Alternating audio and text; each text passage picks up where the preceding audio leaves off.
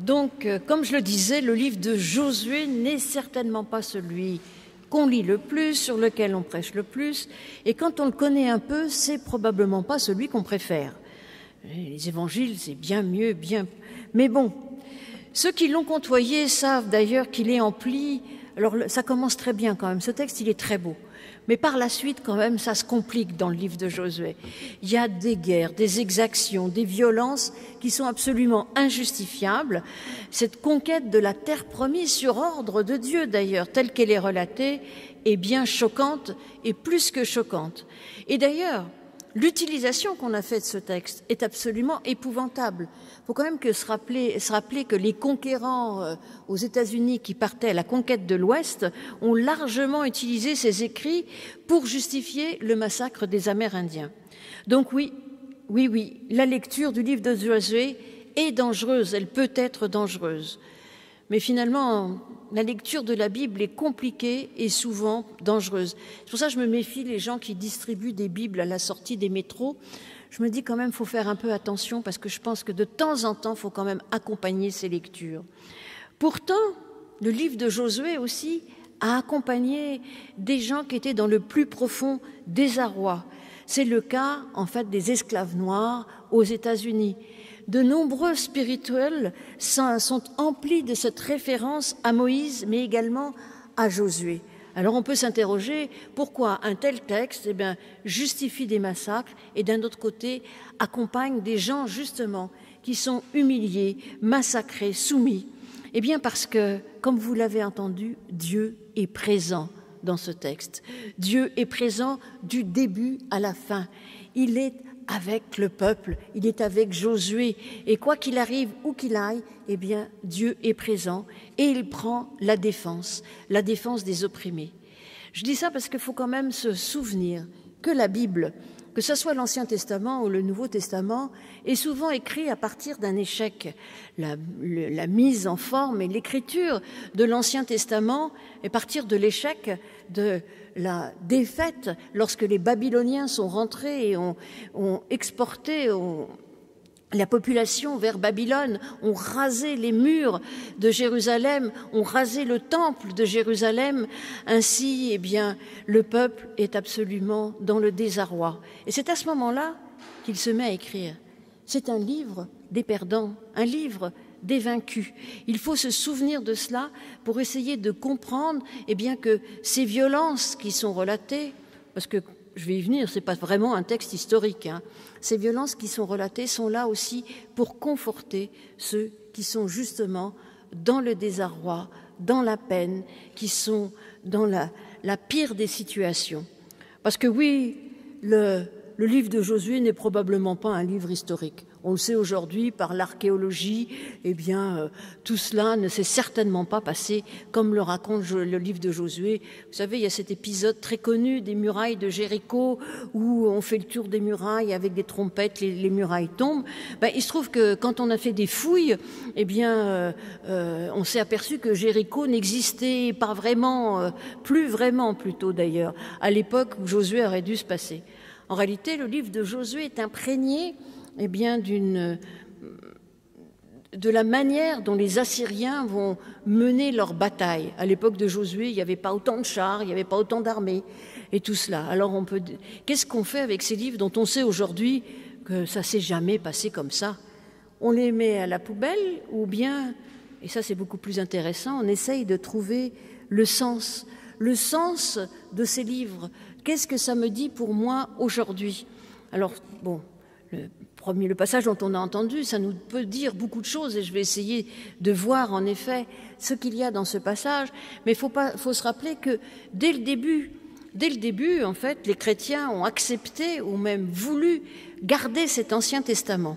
Mais dès le début, les chrétiens, eh bien, ont fait une lecture plus symbolique de ces batailles, de ces guerres.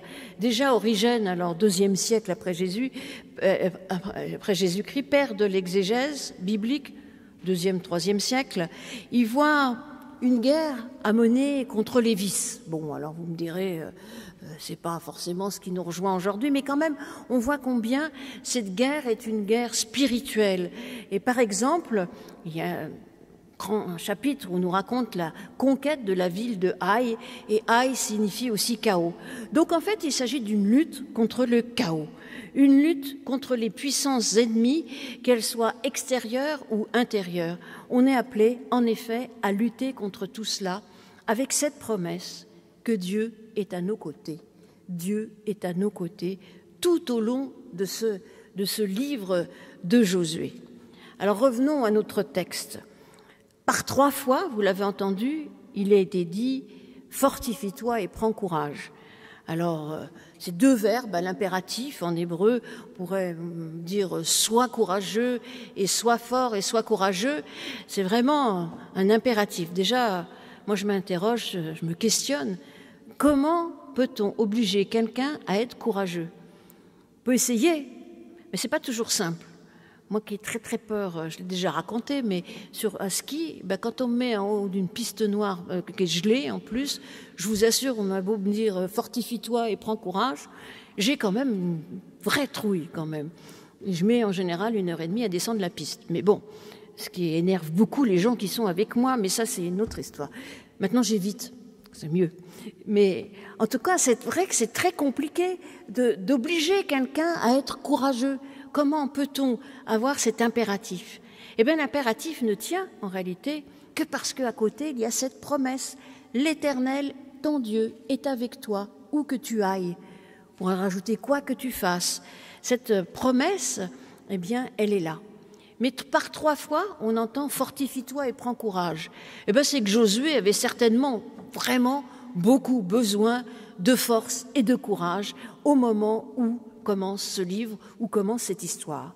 Alors je ne sais pas si tu as choisi ça parce que cette histoire, c'est vraiment le passage de témoin, c'est un changement de cap complet, puisque le livre de Josué se situe juste après la mort de Moïse, à la fin du livre de Deutéronome. Le peuple hébreu vient de passer 40 ans dans le désert, 4 chapitres dans la Bible, Exode, Lévitique, Nombre et Deutéronome. Donc vous voyez, ça fait quand même un certain temps qu'ils sont là. Et enfin, ils vont pouvoir entrer en terre promise. Enfin, entrer en terre promise. La promesse advient. Elle est devant eux. Et parfois, cela peut faire peur d'affronter ainsi quelque chose de tout nouveau. Il faut donc du courage à Josué pour mener ce peuple, parce que Josué a été désigné comme successeur de Moïse. Et ça aussi, c'est pas facile. Succéder à Moïse. Vous vous rendez compte? Moïse, le grand homme, succéder à Moïse. Il y a là vraiment un passage de témoin.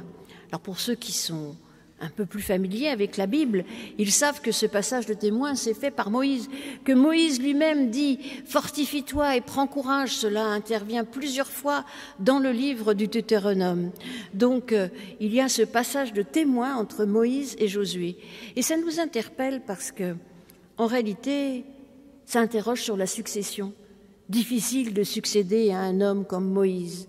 Difficile dans nos existences de succéder parfois à nos parents, de succéder à quelqu'un professionnellement.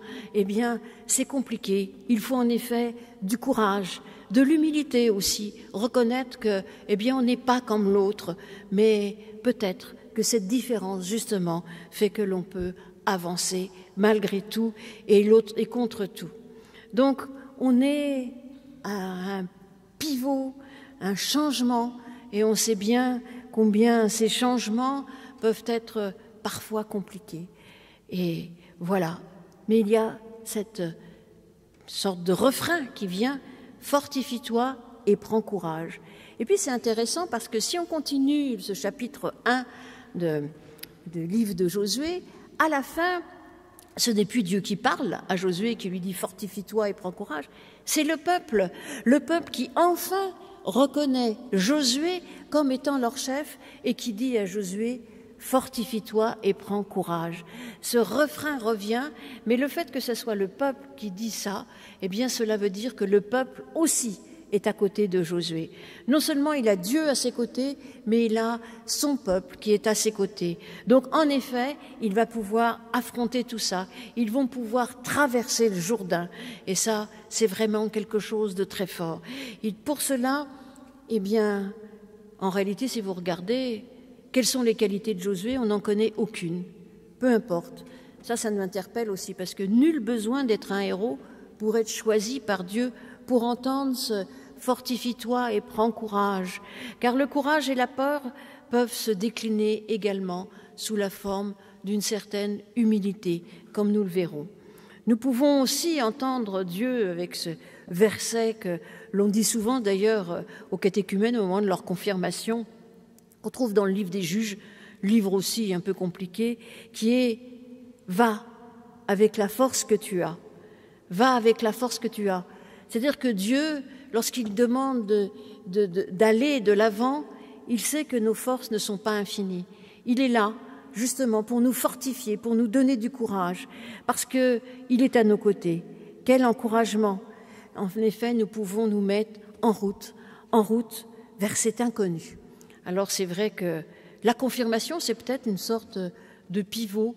Bon, alors... c'est très symbolique, je pense, mais en effet, c'est l'entrée dans l'âge adulte dans l'Église. C'est-à-dire que désormais, le confirmant aujourd'hui à Zénore dit « bah oui, c'est moi maintenant qui ai accepté d'être dans l'Église, de recevoir cet amour de Dieu qui a bouleversé ma vie ». C'est en effet un passage très important, un bouleversement. Puis pour toi, Zénore, ça va s'accompagner d'autres bouleversements, puisque tu vas quitter tes parents, il va y avoir plein de choses. Donc tu es là au seuil de quelque chose de tout à fait nouveau. Et donc tu as choisi ce verset, « Fortifie-toi et prends courage parce que Dieu est avec toi ».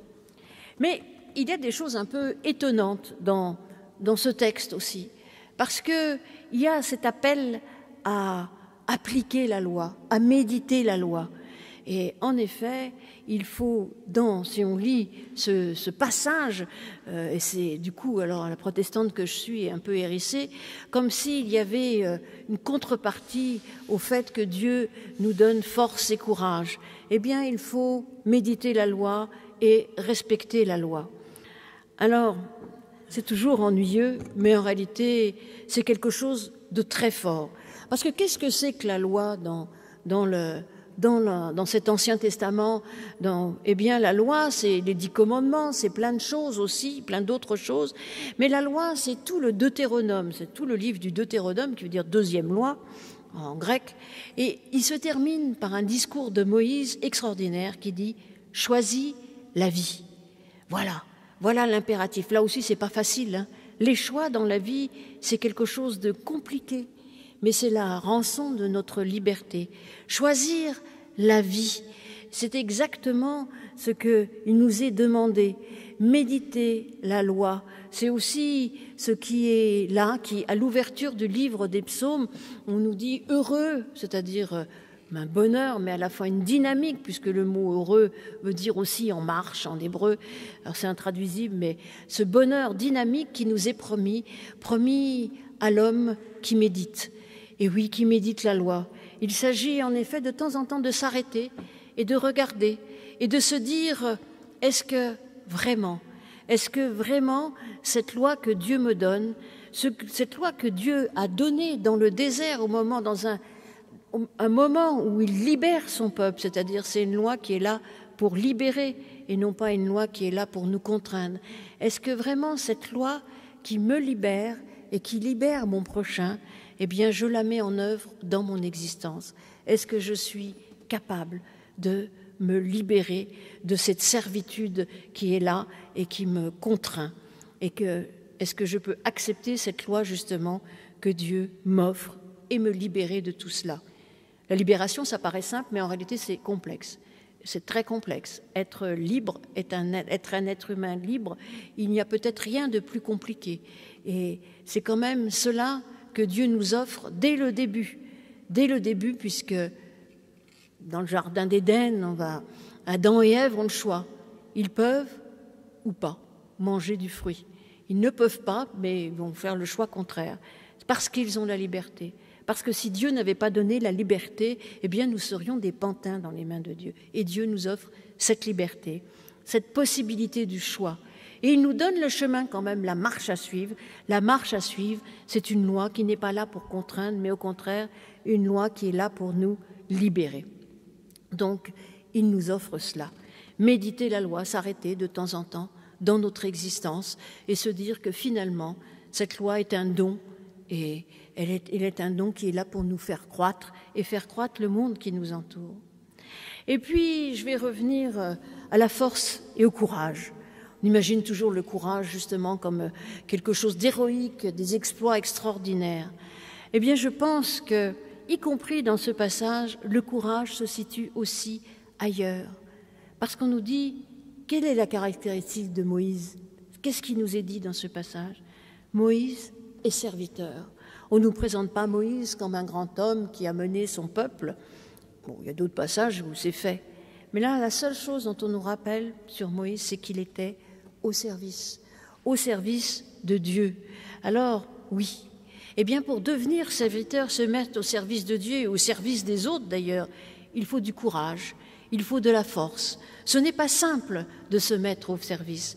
Ce n'est pas simple de devenir humble, de comprendre que l'humilité n'est pas l'humiliation, d'être capable de sortir de cela. La première épreuve, je l'ai dit, c'est succéder à Moïse. Mais succéder à quelqu'un de grand comme Moïse, ce qui lui est demandé à Josué, c'est de reprendre cette caractéristique, cette mise au service. Cette mise au service de Dieu et cette mise au service de son peuple. Alors oui, être fort et courageux, là, c'est aussi la manière dont nous pouvons exister et exercer la force et le courage. Non pas pour écraser l'autre, mais au contraire, devenir serviteur de l'Éternel comme l'est Moïse. Il faut du courage, je pense, pour se mettre au service et ne pas justement désirer être un chef de guerre comme cela est aussi. Du courage dans notre existence, y compris lorsque nous sommes amenés à diriger, à nous rappeler que nous sommes avant tout au service de notre mission, qu'elle soit dans l'Église ou en dehors, au service des autres, pour reconnaître la force et le courage que l'on peut mettre dans le service. Et là, nous pouvons nous rappeler les évangiles, parce que Jésus a eu de la force et du courage, c'est le moins qu'on puisse dire. Il a eu le courage d'aller jusqu'au bout. Lors de son dernier repas, dans l'évangile de Jean, il a fait quelque chose d'extraordinaire, c'est-à-dire qu'au lieu d'essayer de s'extirper, il savait que la mort approchait et qu'on allait certainement l'arrêter. Quelques heures après, c'est ce qui va se passer. Il nous montre ce qu'est le courage extrême. Il s'est mis à genoux, il a lavé les pieds de ses disciples, c'est-à-dire qu'il s'est fait le serviteur qui se met à genoux devant l'autre. Et là aussi, je pense que c'est cela, le courage extrême. Ne pas chercher à dominer, mais à servir. Le plus grand de tous les personnages bibliques dans l'Ancien Testament est ici qualifié de serviteur, et c'est sa plus grande qualité. Josué ne sera appelé serviteur de l'Éternel qu'après sa mort. Il lui a fallu toute une vie pour essayer justement de montrer ce qu'est le service de Dieu. Alors oui, nous pouvons nous rappeler ça. Et dans les évangiles puisés, c'est quelques lignes, c'est quelques versets qui nous dit qu'il n'y a pas de plus grand que celui qui est au service. Et puis nous rappeler comment Paul résume la loi tout entière. Il nous dit, et je terminerai par cela, dans le chapitre 5 du livre aux Galates, « Vous, frères, je rajouterai sœurs, c'est à la liberté que vous avez été appelés. » Et en effet, on est appelés à être libres. Seulement que cette liberté ne donne aucune prise à la chair, à notre propre nature, pourrait-on dire. Mais par l'amour, mettez-vous au service les uns des autres, car la loi toute entière trouve son accomplissement dans cette unique parole, « Tu aimeras ton prochain comme toi-même ». Cette loi que nous sommes appelés à méditer, qui nous invite à aimer Dieu, mais avant tout à aimer notre prochain, comme nous-mêmes, à nous mettre au service les uns des autres. Alors, Sois forte, sois courageuse, Azénor, parce que c'est pas toujours simple de se mettre au service. Et puis c'est pas toujours simple de faire des choix dans la vie. Mais tu peux avoir cette certitude, et vous tous ici, vous pouvez avoir cette certitude. Dieu est à vos côtés, où que vous alliez. Amen.